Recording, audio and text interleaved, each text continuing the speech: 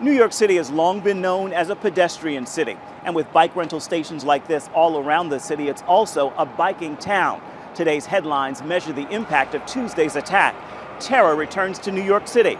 Bike path bloodbath, and the target of yesterday's attack, possibly the largest bike path in the country. We got multiple casualties. This is a mass casualty situation here. Police say Sayfullo Saipov, an immigrant from Uzbekistan who came to the U.S. in 2010, rented a Home Depot truck not far from his home in Paterson, New Jersey, and then plowed it along a bike and pedestrian path in Lower Manhattan Tuesday afternoon, aiming to hit people and run them over.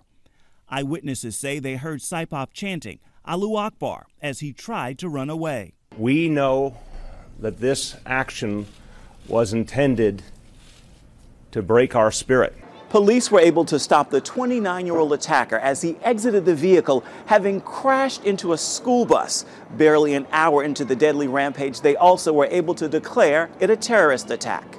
In that spirit, the mayor and governor went ahead and joined thousands on the streets for the annual Halloween parade with added security. President Trump quickly tweeted condolences to the victims and praise for the first responders, also noting, "I have just ordered Homeland Security to step up our already extreme vetting program.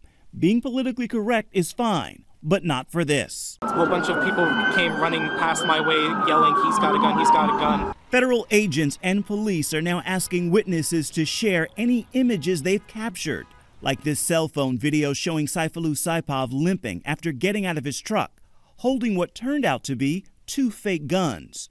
Guns this mother says he pointed at her daughter. She just said, "I saw the man with the guns. He pointed the gun at me. I'm sorry. I have to go get my child." Saipov is in custody, recovering at a New York City hospital, but investigators believe he planned to die.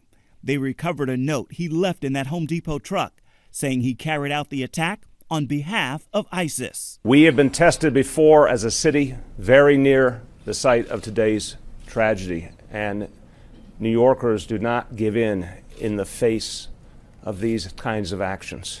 As the investigation continues, we are learning much more about the suspect. Turns out he was from Uzbekistan, but he lived in both Ohio and Florida before relocating to New Jersey. And he was an Uber driver who passed a background check. Ephraim Graham, CBN News, New York.